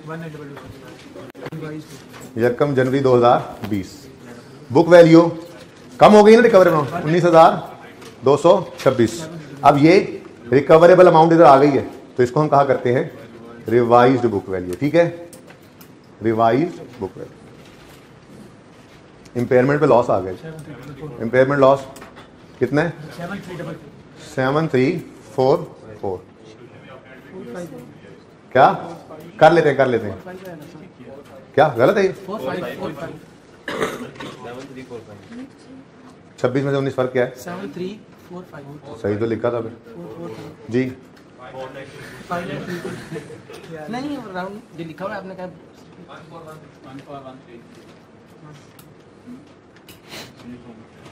अब चलो 1413 लिखा हुआ है, नीचे लिख लेता हूं। अच्छा आप ये देखो, हम इधर मौजूद हैं, ठीक है, और ये अगले 3 साल 21, 22, 23 ये इसके कैश फ्लो उसने दे दिए थे। ये सारी चीज़ें 21 वाले भी इधर पहुंच चुके हैं, 20 वाले 22 वाले भी पहुंच चुके हैं और 23 वाले भी पहुंच चुके हैं। टाइम अब चूंकि ख़त्म हो गया, एक नज़र देख लो इसको, बाकी कंक्लूड कर लेंगे। 19,226 रिकवरेबल अमाउंट आ गई, ठीक है जी। अब net book value before impairment 23, हमारे पास कितना लॉस आ रहा है? हमारे पास कितना लॉस आ रहा है? क्यों? अच्छा अब अगली बात सुनो, अगर ये एसेट यूज होता चला जाता सिचुएशन, तो फिर हम इन सारे कैश फ्लोज को जो इस दिन आए 19,000, जल्दी देख लो, 226 को हम 6 महीने और पीछे लाते, ठीक है, 6 महीने और पीछे लाते तो इस दिन आ जाते और हम 19,226 को इंटू 1.1 रेज़ टू पावर -0.5 करते, ठीक है। अब ये यकम जनवरी 2020 की हमारे पास वैल्यू इन यूज या रिकवरेबल अमाउंट आ जाती, ठीक है। और इस दिन की हमारे पास बुक वैल्यू मौजूद है, वो कितनी है? 26,571। अब ये बुक वैल्यू है और ये रिकवरेबल अमाउंट है, सेम डेट के ऊपर है, यकम जनवरी 20 पर। इन दोनों को कंपेयर किया, इस दिन का हमारे पास इंपेयरमेंट लॉस आ जाता। लेकिन अब मसला ये हुआ कि यकम जनवरी 20 से ये एसेट यूज होता रहा।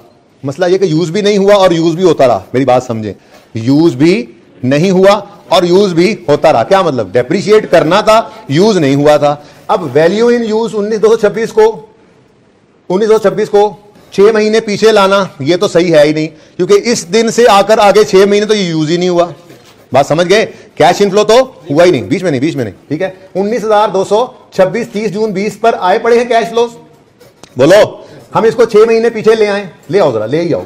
आंसर बताओ मुझे जी, आंसर बताओ। 19,226 को 1.1 रेज़ पावर -0.5 करो जी, 4,8 ये जी इस दिन पहुंच गया, ठीक है। अब जब ये इस दिन पहुंचा 17478, ठीक है, हम क्या कह रहे हैं? फ्यूचर में होकर ये एसेट इतना लाएगा, लेकिन ये अगले 6 महीने में यूज तो हो ही नहीं रहा यार। कुछ नहीं, जो भी आता है, जो भी इसका आंसर आता है, ठीक है ना, वो आना ही नहीं है। मसला तो समझो ना, ठीक है। हम क्या कह रहे हैं, बात ध्यान से सुनो। 19,226 30 जून पर वैल्यू इन यूज है, बिल्कुल सही है, सही बात है, ठीक है। अब प्रॉब्लम क्या है?